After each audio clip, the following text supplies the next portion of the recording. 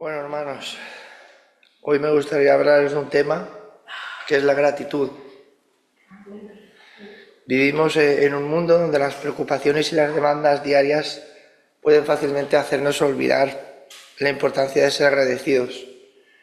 Sin embargo, la Biblia nos llama repetidamente a dar gracias en todo, de manera constante. Podemos comenzar con las palabras del apóstol Pablo en 1 Tesalonicenses, en el libro de Tesalonicenses, el primer libro, capítulo 5, versículo 18, que dice así: Dad gracias en todo, porque esta es la voluntad de Dios para con vosotros en Cristo Jesús. En este versículo se nos enseña que la gratitud no es algo opcional, no es algo que Dios te dé a elegir, sino que es una expresión esencial de nuestra fe. Al agradecer a Dios en todas las circunstancias, reconocemos su soberanía y bondad en nuestras vidas. En el libro de Salmos, en capítulo 100, versículos 4 y 5, el salmista nos invita a entrar en la presencia de Dios con gratitud. Dice así: entrad por sus puertas con acción de gracias, por sus átrios con alabanza. Alabadle, bendecid su nombre, porque Jehová es bueno. Para siempre es su misericordia y su verdad por todas las generaciones. La gratitud nos abre las puertas a una relación más profunda con Dios, permitiéndonos experimentar así con Dios su bondad y misericordia de manera más plena. La gratitud también transforma nuestra perspectiva, ayudándonos a ver las bendiciones en lugar de las carencias. En el libro de Filipenses, en el capítulo 4, versículos 6 y 7, Pablo nos anima, nos dice: por nada estéis afanosos, sino sean conocidas vuestras peticiones delante del Dios en toda oración y ruego, con acción de gracias. Y la paz de Dios, que sobrepasa todo entendimiento, guardará vuestros corazones y vuestros pensamientos en Cristo Jesús. Al presentar nuestras peticiones con gratitud, encontramos paz en medio de las dificultades y nuestras preocupaciones se transforman en confianza en Dios.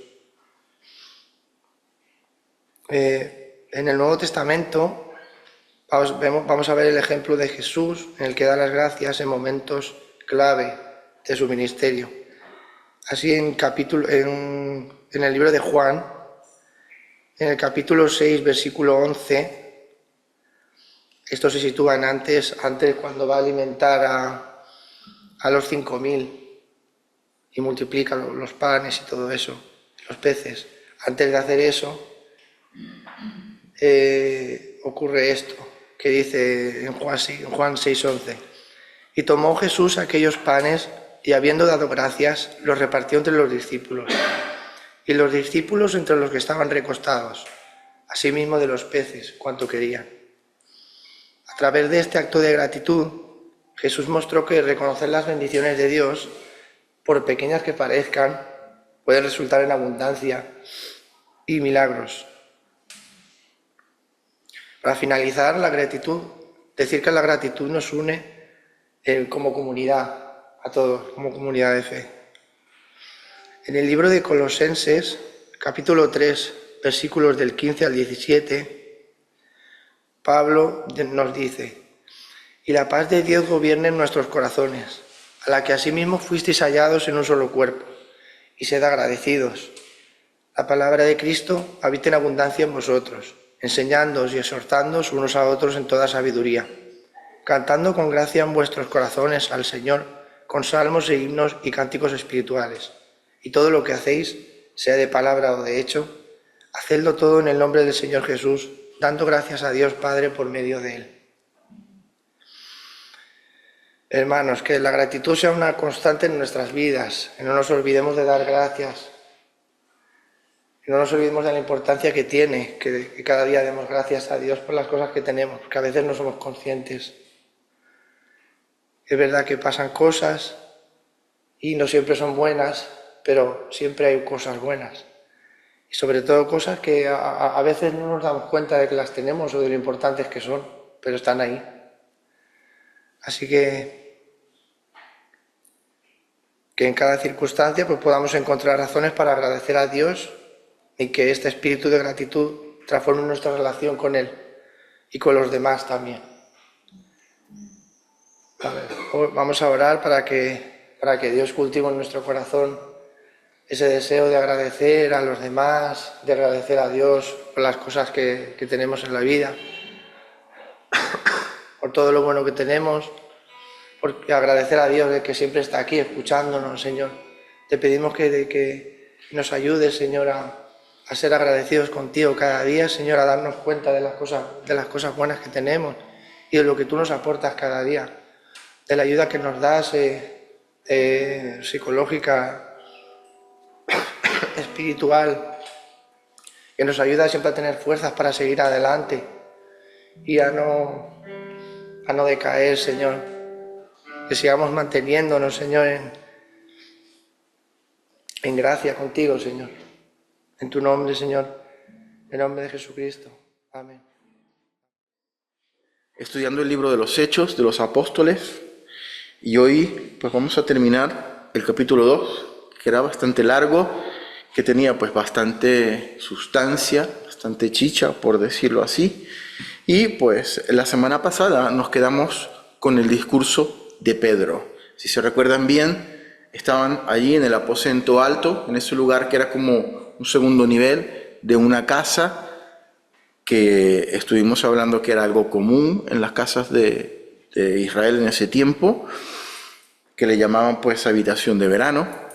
Y es muy probable que esa sea una amplia habitación en donde ellos estaban esperando la promesa de Jesús. Se escuchó ese viento recio, se escuchó pues ese golpe, ese ruido, y muchísimas personas se dieron cuenta que algo estaba pasando allí, se acercaron todos alrededor, ¿no? Y ocurrió lo que la materialización, por decirlo así, de la promesa del Espíritu Santo, que era precisamente lo que acababa de suceder, produciéndose lo que hablamos como oficialmente pues el nacimiento oficial de la Iglesia de Cristo en ese momento. Y en la primera parte del discurso de Pedro se centró en el Espíritu Santo y habló cómo estaba profetizado en la Biblia, en las Escrituras, la venida del Espíritu Santo, que era precisamente lo que estaba ocurriendo en ese momento, ¿no? En la segunda parte del discurso de Pedro deja de centrarse un poco en el Espíritu Santo para centrarse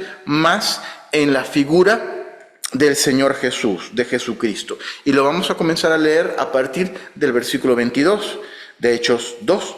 Versículo 22 de Hechos capítulo 2. Varones israelitas. Aquí sigue hablando, sigue dirigiéndose el apóstol Pedro a la multitud que se había reunido allí cerca.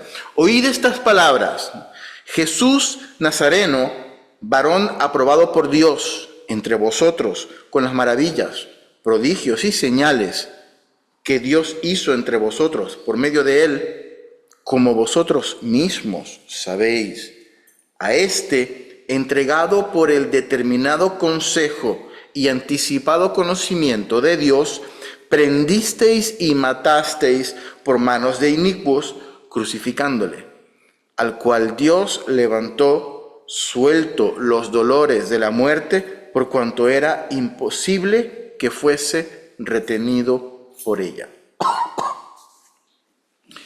En el versículo 22, Pedro resalta el papel de Jesús, y lo está haciendo delante de la multitud, como enviado divino, ratificándolo por medio de las señales y los milagros que todos habían visto, o la mayoría habían visto, que Jesús había hecho, ¿no? Porque los que estaban allí presentes eran judíos que, si bien no habían visto en primera persona todos los milagros de Jesús, seguramente se habían enterado por el amigo del amigo, o por el primo, o por el tío que había sanado. Era algo que estaba en boca de las personas en ese momento. Y precisamente Pedro dijo eso: varón aprobado, con prodigios y señales que Dios hizo entre vosotros, como vosotros mismos sabéis. Lo dice en el versículo 22. Y en el versículo 23, a continuación se nos dice, a este, refiriéndose a Jesús, entregado por el determinado consejo y anticipado conocimiento de Dios, prendisteis y matasteis por manos de inicuos, crucificándole. Este versículo es un poquito complicado de entender por la terminología que utiliza, pero lo que Pedro quiere decir con esta frase es que Pedro declara a Jesús como que es entregado, no como un suceso improvisado, no como algo que, bueno, vino Jesús y lo cogieron y lo mataron porque no quedó más remedio, porque así fue lo que pasó. No, en realidad, Pedro lo que está diciendo es, lo que le ocurrió a Jesús formaba parte de un plan divino, calculado al milímetro por Dios. Se lo dice con la frase, por el determinado consejo y anticipado conocimiento de Dios. En otras versiones, que no es la Reina Valera, es un poquito más claro, pero básicamente lo que está diciendo es eso. Dios ya tenía calculado al milímetro lo que iba a pasar con Jesús. Así que no fue una improvisación. Sin embargo, sigue diciendo Pedro, descarga la responsabilidad de lo que le ocurrió a Jesús sobre el pueblo hebreo. Cuando les dice, vosotros mismos lo aprendisteis, lo habéis cogido, ¿no? Y matasteis por manos de inicuos. Es decir, cuando la Biblia dice en el original, inicuos se refiere a hombres sin ley. Eso es lo que dice en el original, anomos, hombres sin ley, en el original griego. Es decir, gente ajena a la ley de Dios. Básicamente, Pedro estaba hablando de los romanos. O sea, aunque fueron ellos los que prendieron a Jesús y lo entregaron a los romanos, lo que ellos permitieron es que los mismos romanos juzgaran bajo su ley y con sus métodos, porque lo crucificaron, y eso era un método romano, lo hicieron a través de los métodos romanos y bajo la ley romana. Entonces, allí mismo Pedro dice, lo habéis prendido, lo habéis entregado, y por medio de manos de inicuos, de personas que no tenían la ley de Dios, los romanos, pues lo trataron como un criminal y por los métodos romanos lo crucificaron. Versículo 24, al cual Dios levantó, suelto los dolores de la muerte, por cuanto era imposible que fuese retenido por ella. La frase, suelto los dolores de la muerte, que nos habla la Reina Valera aquí, es un poquito difícil de entender, es un poquito rara de entender, pero básicamente lo que quiere decir Pedro es, con suelto los dolores de la muerte, es liberado del poder, del dolor o del sufrimiento que la muerte trae consigo.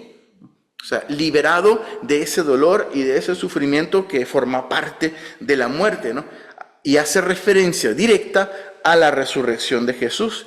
Y termina diciendo una frase poderosísima, por cuanto la muerte era imposible que lo pudiese retener. Por la misma razón de que Jesucristo fue sin pecado, no tenía culpa, entonces esa muerte no era justa, esa muerte no le pertenecía a él, la muerte no lo podía retener, y es allí cuando Jesús vence la muerte y el infierno. Y sigue diciendo Pedro, vamos a ver que en todo este discurso de Pedro lo que está haciendo es cogiendo parte de las Sagradas Escrituras y demostrándole al pueblo a través de las profecías de las mismas Sagradas Escrituras quién era Jesús.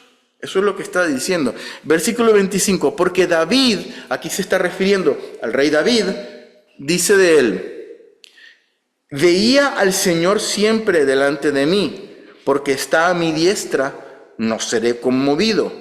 Por lo cual mi corazón se alegró y se gozó mi lengua, y aún mi carne descansará en esperanza. 27, porque no dejarás mi alma en el Hades, ni permitirás que tu santo vea corrupción. Me hiciste conocer los caminos de la vida, me llenarás de gozo con tu presencia. Aquí Pedro está haciendo referencia al Salmo capítulo 16, a partir del versículo 8, ¿no? Y se remite a las Sagradas Escrituras, porque probablemente lo más seguro es que la mayoría de las personas que estaban allí, muchísimos vecinos, muchísimos amigos, muchísimas de las personas que estaban peregrinando por la fiesta del Pentecostés, que hablamos hace un par de semanas, que estaban allí, conocían las Escrituras, eran judíos, eran hebreos, ellos conocían los salmos, conocían el Pentateuco, conocían la ley de Moisés, lo sabían, ¿no? No era como nosotros muchas veces que cuando leemos la palabra la primera vez y vemos una referencia del Antiguo Testamento, capaz que igual nunca lo hemos leído, ¿no? Y tenemos que ir al Antiguo Testamento para saber que, mira, sí, lo está diciendo David, o lo está diciendo Moisés. No, en este caso no. En este caso lo que está haciendo Pedro es, ¿se acuerdan lo que dice que hemos estudiado desde pequeñitos las Escrituras en los Salmos? Bueno, en el Salmo 16, que en ese momento seguramente no estaba dividido en capítulos como lo tenemos ahora hoy en día, David está hablando, y David no está hablando de sí mismo. O sea, aunque David dice, menciona, ¿no? Veía al Señor siempre delante de mí, porque está a mi diestra, no seré conmovido. Aquí lo que Pedro les quiere decir a la multitud es que David no está hablando de sí mismo, ya que más adelante lo dice. Los israelitas sabían que David se había muerto, y lo habían enterrado, y seguramente en ese momento sabían dónde estaba la tumba, pues, del rey David, dónde había sido sepultado. Entonces, cuando David dice, por ejemplo, en el versículo 27, porque no dejarás mi alma en el Hades, ni permitirás que tu santo vea corrupción, no estaba hablando de David mismo, sino que estaba hablando del Mesías. Estaba hablando de cómo la Biblia estaba profetizando la resurrección de Jesús, la resurrección del Mesías. Hermano, yo no sé exactamente, no puedo decir si a ciencia cierta, si en la enseñanza de la época, cuando los niños iban a aprender de las Escrituras, en ese tiempo, con los rabinos y con los maestros de la época, si el Salmo 16 que acabamos de mencionar es realmente un salmo mesiánico, o sea, hablaba del Mesías. Sí sabemos, por ejemplo, que la profecía de Isaías, sí, ellos entendían que hablaba de un Mesías que iba a venir, la profecía que ya hemos leído de Isaías. Pero en este caso, en este salmo de David, no sé si ellos lo interpretaban como un salmo profético y mesiánico. Yo lo dudo mucho, básicamente porque no estaba planteado como que el Mesías muriese y resucitase. Eso fue algo que ocurrió allí y que tomó a la gente por sorpresa en cuanto al Mesías, ¿no? ¿Se acuerdan que lo que venía a hacer el Mesías era restaurar el reino de Israel, liberar a Israel del yugo romano o del yugo del que sea, y devolver la gloria perdida de Israel? O sea, decirle que el mundo viera que Israel es el pueblo escogido por Dios, la niña de los ojos de Dios, ¿no? Y eso es lo que venía a hacer el Mesías. Venía a instaurar un reino que sería eterno, que no tendría límites, dice la profecía de Isaías, y que la paz tampoco tendría límites, ¿no? Y eso era lo que venía a hacer el Mesías. Entonces, el Mesías tenía que devolverle la gloria a Israel, tenía que instaurar un reino eterno, con paz eterna y sin límites. Eso ya lo habíamos leído en la profecía de Isaías cuando vimos la parte de la cristología. Pero yo creo, hermanos, que este discurso de Pedro estaba siendo dirigido, motorizado, estaba siendo potenciado por el Espíritu Santo de Dios. En ese momento Pedro estaba hablando y el Señor estaba trayendo a su corazón todas esas escrituras como para dirigirlo a él, para que le dijera a las personas que estaban allí que todo eso que había ocurrido con Jesús ya estaba profetizado en las escrituras, ¿no? Y el Señor mostrándole en el corazón de Pedro la interpretación profética de esos pasajes bíblicos, tal y como él los estaba compartiendo en ese momento pues en el aposento alto a la multitud que se había reunido para escucharle. Versículos 32, sigue hablando de Jesús, Pedro. A este Jesús resucitó Dios. Aquí está hablando acerca de la resurrección. Otra vez, Pedro está haciendo énfasis en la persona de Jesucristo y se los está diciendo a los judíos que estaban allí reunidos. A este Jesús resucitó Dios, de lo cual todos nosotros somos testigos, ¿no? Y Pedro está diciendo, yo vi a Jesús resucitado. Recuerden que se había levantado él con los 11. Versículo 33. Así que, exaltado por la diestra de Dios y habiendo recibido del Padre la promesa del Espíritu Santo, ha derramado esto que vosotros ves y oís. ¿Se recuerdan? ¿Qué fue lo primero que dijo Pedro cuando se había reunido la gente? La gente dijo, estos están borrachos. Estaba hablando en otras lenguas, ¿no? Están locos, están haciendo ruido y tienen unas cosas ahí brillantes sobre la cabeza, ¿no? Realmente Pedro sigue explicando que lo que está ocurriendo allí es manifestación del Espíritu Santo. Así que, versículo 33, Jesús, exaltado por la diestra de Dios y habiendo recibido del Padre la promesa del Espíritu Santo, esto es lo que está pasando en este momento, la promesa del Espíritu Santo, es lo que está recalcando Pedro. Ha derramado esto que vosotros ves y oís. El golpe, el ruido, el viento que habéis escuchado es precisamente el Espíritu Santo de la promesa de Dios. Y Pedro vuelve a explicar la resurrección de Cristo y de cómo Dios lo había exaltado a su diestra y de cómo se había hecho realidad la promesa del Espíritu Santo, ¿no? Precisamente lo que habían oído hace un rato y por lo cual se comenzó pues este discurso por el alboroto que la gente había escuchado. Versículo 34, y este versículo es curioso. Dice, sigue hablando Pedro y les dice a la gente, porque David, el rey David, no subió a los cielos, pero él mismo, David mismo, dice, dijo el Señor a mi Señor, siéntate a mi diestra, hasta que ponga a tus enemigos por estrado de tus pies. A ver, aquí Pedro está hablando en términos terrenales y les está diciendo a los hebreos, David no ascendió a los cielos como si nosotros hemos visto a Jesús después de haber resucitado, que ascendió a los cielos. ¿Qué le pasó a David? Pues David vivió, murió y lo sepultaron como cualquier persona. Sin embargo, David en otro salmo, aquí vuelve a nombrar otro salmo de David, en este caso el Salmo 110.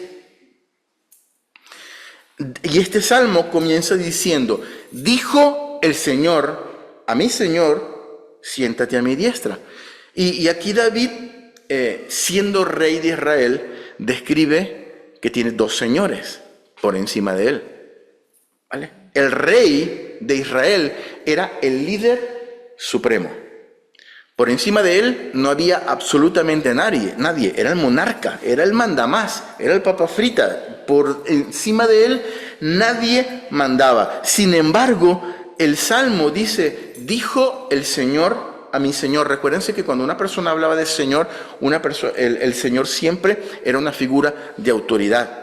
Siempre, ¿no? Se le llamaba Señor a los reyes, se le llamaba Señor a los sacerdotes, se le llamaba Señor a los padres, hasta el padre de familia, ¿no? El hijo le llamaba Señor a su padre, no, siempre era una figura de autoridad. Y siendo el rey, el líder máximo, la figura máxima, el monarca, él dice, dijo el Señor a mi Señor, siéntate a mi diestra. En ese caso hay dos señores aquí. El primer señor, tenemos clarísimo que está hablando acerca de Dios, ya que por lo menos en el caso de Israel, si nos vamos a otros reinos, como en Asiria o en Mesopotamia o en el mismo Egipto que vimos unas semanas pasadas, si el rey era como el Dios, porque por encima de él no había nadie, ¿no?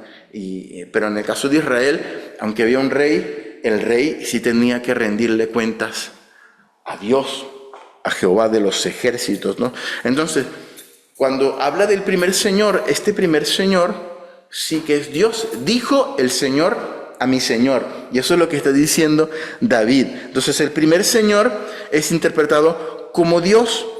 ya que Dios sí que estaba por encima del monarca. Pero hay un segundo señor que se sienta a la derecha del primer señor. No sé si me vais siguiendo, voy diciendo mucho señor, ¿no? Ese segundo señor solamente podía ser ¿quién? El Mesías.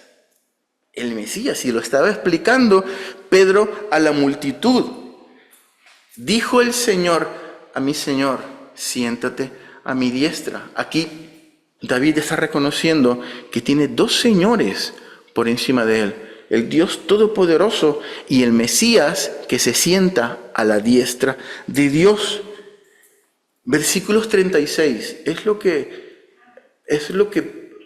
Pedro les quiere transmitir a los que estaban ahí reunidos. Sepan pues, métaselo en la cabeza.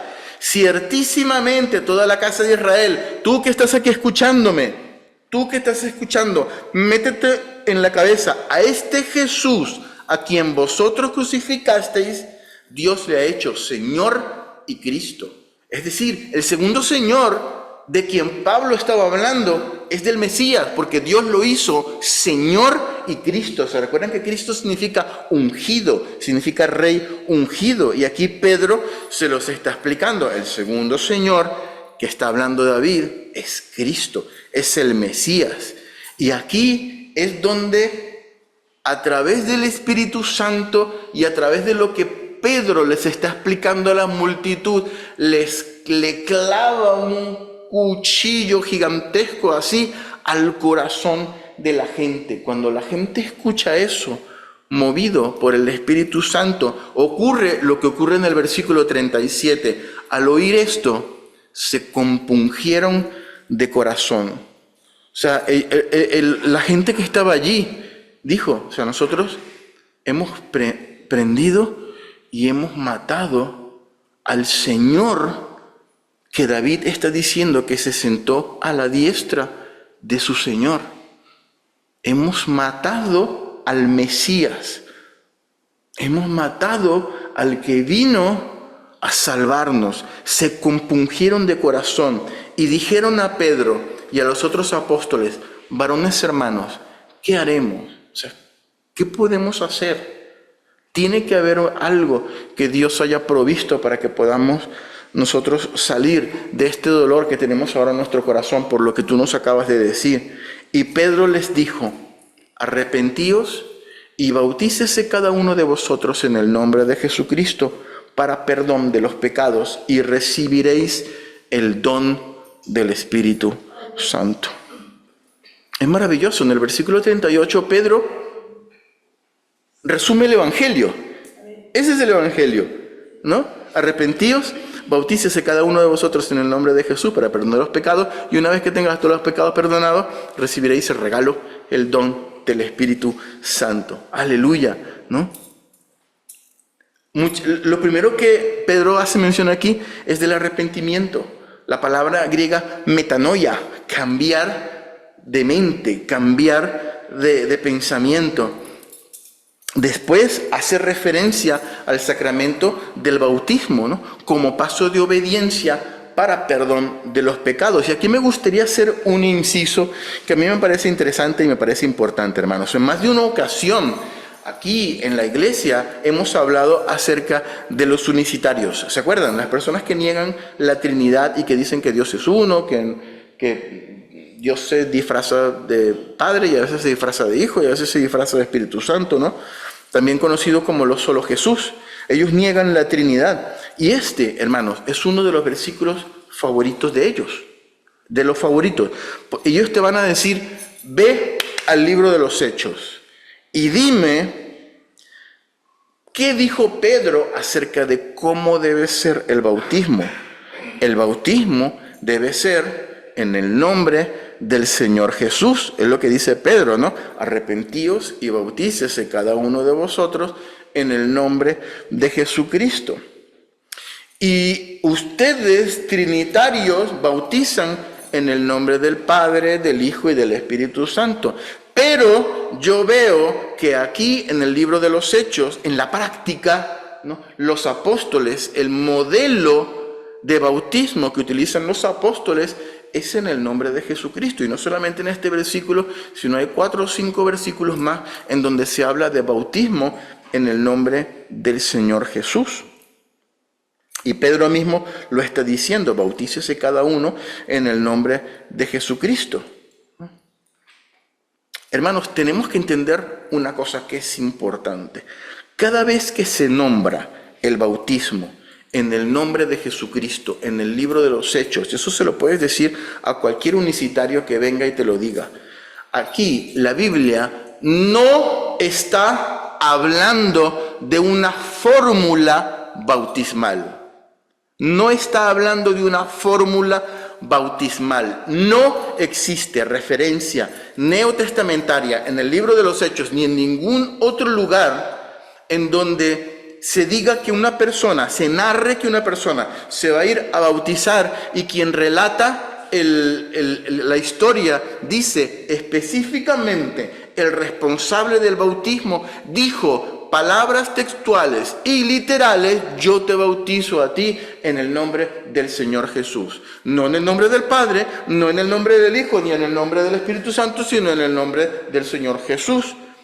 En ningún momento en las Escrituras se dice eso. Hermanos, el centro, todo donde gira en torno el discurso de Pedro es que la gente que está allí escuchando entienda que Jesús era el Mesías, que Jesús era el varón aprobado por Dios, sacrificado por los pecados y resucitado. Es decir, la figura del Mesías en la persona de Jesús de Nazaret. Eso era lo que los judíos no aceptaban. Por eso el apóstol Pedro dice: bautícese cada uno en el nombre del Señor Jesús.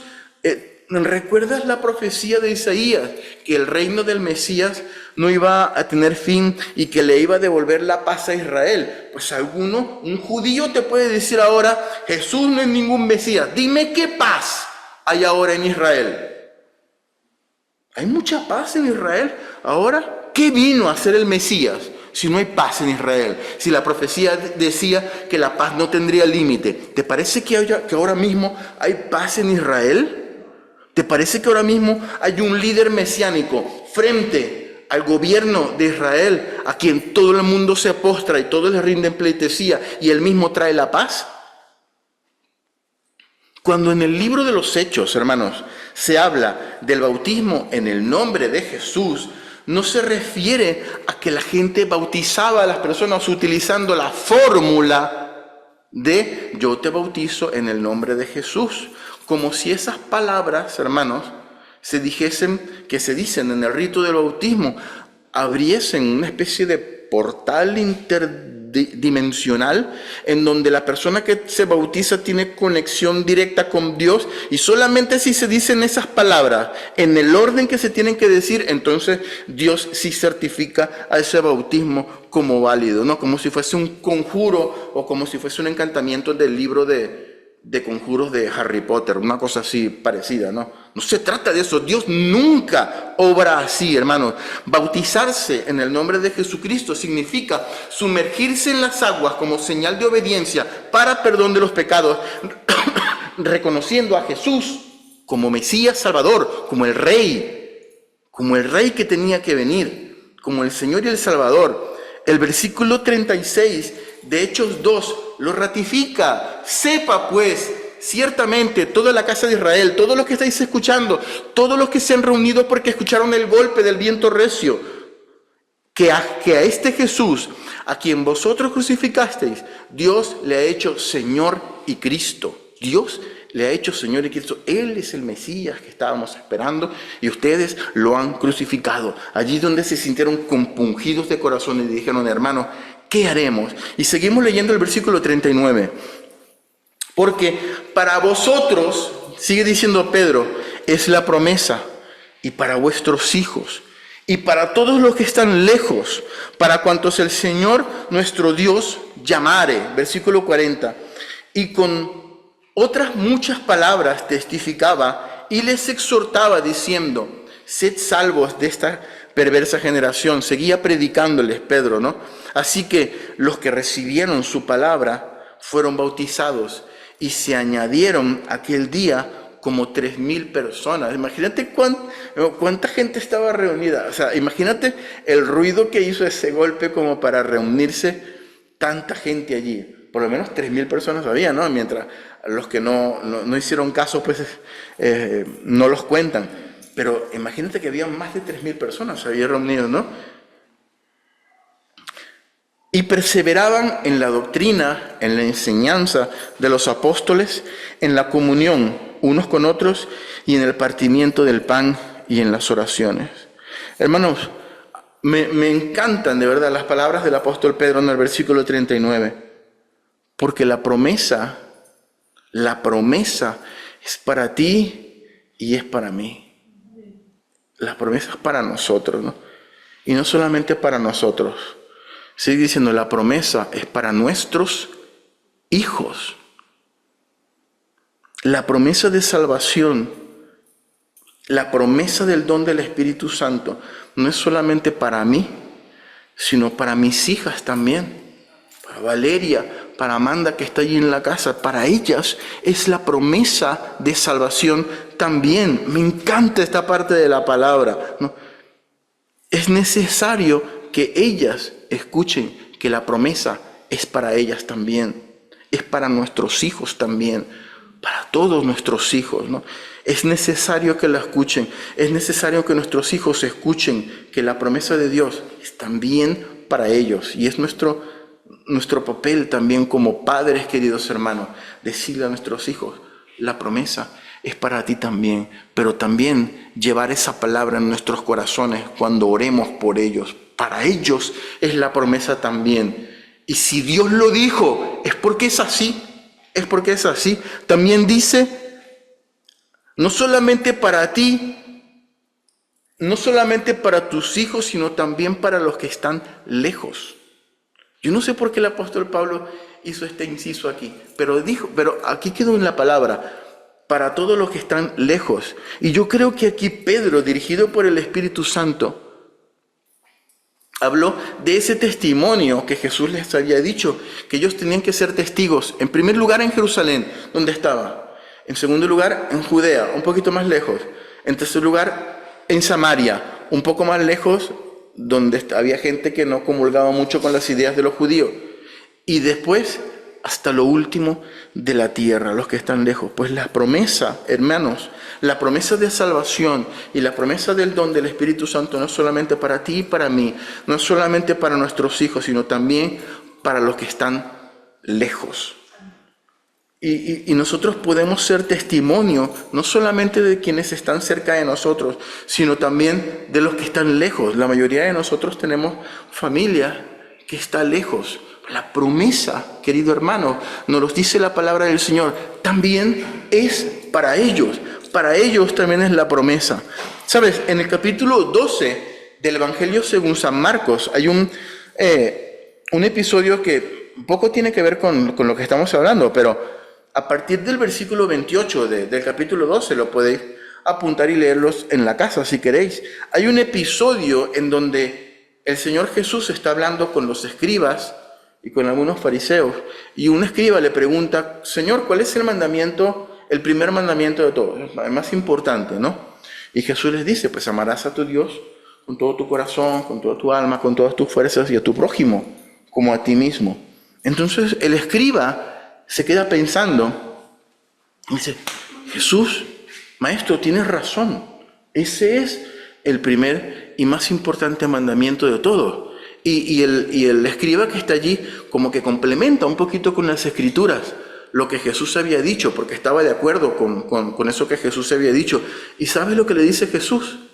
Jesús les dice, muy bien, escriba, ¿sabes? No estás lejos del reino de Dios. No estás lejos, o sea, te estás acercando. No estás tan lejos del reino de Dios. Pues esa palabra que Jesús utiliza en el griego, lejos, es la misma palabra que Pedro utiliza en su discurso cuando dice, para los que están lejos. ¿Qué quiero decir yo con esto? Quiere decir que la lejanía, queridos hermanos, no solamente hace referencia a la distancia en kilómetros, sino que todos nosotros conocemos a personas que están lejos de Dios y esa distancia no tiene nada que ver con kilómetros, sino que tiene que ver con actitud del corazón. Esa distancia muchas veces tiene que ver con dureza de cerviz, como dice la palabra del Señor. Muchas veces tiene que ver con dureza del corazón, o muchas veces tiene que ver con el razonamiento, con filosofías raras en que la gente está metida, o con heridas muy profundas. En la iglesia donde yo me convertí, había una de nuestro grupo de jóvenes, había una chica que era muy querida entre nosotros porque era como chiquitica, como menudita, entonces siempre se hacía mucho querer, ¿no? Y su padre, que vivía en un pueblo vecino al nuestro, cada vez que, a mí no me gustaba ir a su casa, porque cada vez que yo iba a hablar con su padre, distilaba odio en su corazón, contra los hermanos, contra los cristianos, contra los pastores. Yo no sé por qué el hombre era así. Después de varios años, alguien me dijo que lo que había ocurrido a ese señor, al padre, creo que tenía 2 niñas, me parece, ahora no me acuerdo muy bien, creo que era la chica esta y una más pequeñita. Su esposa, pues se escapó, ¿no? Con el pastor de la iglesia donde ella asistía. ¿Entiendes? O sea, le puso los cuernos la mujer y el pastor, que también estaba casado, pues se juntó con ella y se escaparon los dos y se fueron a vivir su vida, vivir la vida loca ahí entre ellos, ¿no? Y este señor quedó tan dolido, tan afectado por eso, que cada vez que no quería saber nada con la iglesia de Dios. Cada vez que le decía, por eso yo ahí es donde entendí, por eso es que él se comporta así, porque tiene esta herida en su corazón, porque tenía odio cada vez que hablaba con los cristianos. Este hombre estaba lejos de Dios, no estaba lejos en kilómetros porque estaba muy cerca de una iglesia, pero estaba lejos en su corazón. Para él también era la promesa, para él, y a veces se nos olvida orar por estas personas que están lejos, porque precisamente los vemos tan lejos, y no es lejanía de kilómetros, sino yo tengo un tío que tiene tantas cosas metidas en la cabeza, de filosofías y de razonamientos y de cosas, que yo lo veo tan lejos del Señor, que yo a veces yo creo que poquísimas veces he orado por él. Sí, ahora mismo estoy haciendo memoria y creo que nunca he orado, o si he orado, pues lo he metido en el paquete, Señor, bendice a mi familia, ¿no? Porque lo veo tan lejos, y a veces la distancia no es de kilómetros, no es de distancia de separación. Para ellos también es la promesa, queridos hermanos. Y a nuestro alrededor hay gente que la vemos muy lejos, ¿verdad? A veces comportamientos de nuestros familiares, de nuestros hijos, como el tío que yo tengo, por ejemplo, tienen cosas en el corazón que los separan de Dios, pero para ellos, queridos hermanos, también es la promesa. Para ellos también es la promesa. Y es algo que no se nos tiene que olvidar en nuestro testimonio y en nuestras oraciones. A mí me gustaría que al final de la reunión tengamos un momentito para orar por esas personas que nosotros vemos lejos, que para nosotros están lejos de Dios, porque para ellos también es la promesa. Versículo 43, y con esto terminamos el capítulo 2. Y sobrevino temor a toda persona, temor de Dios, ¿no? Respeto y reverencia ante la iglesia. Y muchas maravillas y señales eran hechas por los apóstoles. Todos los que habían creído estaban juntos y tenían en común todas las cosas. Y vendían sus propiedades y sus bienes y lo repartían a todos según la necesidad de cada uno. Y perseverando unánimes cada día en el templo y repartiendo el pan en las casas, comían juntos con alegría y sencillez de corazón. Qué bonito, ¿no? Este tiempo allá en la iglesia. los primeros cristianos, alabando a Dios y teniendo favor con todo el pueblo. Y el Señor añadía a la iglesia los que habían de ser salvos. Yo veo aquí que el Señor estaba haciendo una obra dentro de la iglesia. Tal vez, y esto es una opinión personal, yo creo que Dios no les había pedido a ellos que vinieran sus cosas y que las repartieran y estuviesen como una comunidad hippie allí. No lo creo, porque Dios todavía tenía planes para la iglesia y ellos probablemente estaban tan emocionados porque entendían que Jesús iba a regresar en cualquier momento. ¿Y de qué me va a servir el coche? ¿Y de qué me va a servir la casa? ¿Y de qué me va a servir esto que tengo yo aquí? Yo lo vendo y yo me quedo aquí esperando la venida del Señor, pero Dios tiene otros planes. Y después vino una persecución, vino una dispersión, y el Evangelio llegó a nosotros, gloria a Dios por eso, a raíz de eso. Y todavía estamos esperando la venida del Señor Jesús, que es inminente. Pero así termina pues el capítulo 2, hermanos. Vamos a tener un tiempo de oración y yo quiero que oremos en nuestro corazón de manera ferviente, como hemos hablado, por aquellos que están lejos. Por nuestros hijos, porque para ellos también es la promesa. Y por aquellos que están lejos, no solo los que están lejos en kilómetros, los que están por allá en nuestros países de origen, que necesitan también de Dios, porque para ellos es la promesa. Pero los que están lejos, porque tienen un corazón con alguna herida, con alguna distancia, con algún problema, con alguna dificultad, con algún razonamiento, los que son duros de corazón, los que son duros de servir, y que recordemos que para ellos también es la promesa, no solo para ti, para mí, para nuestros hijos y para los que están lejos. Amén. Señor, te quiero dar gracias por tu palabra, y como iglesia, Señor, queremos presentar delante de tu presencia, en primer lugar,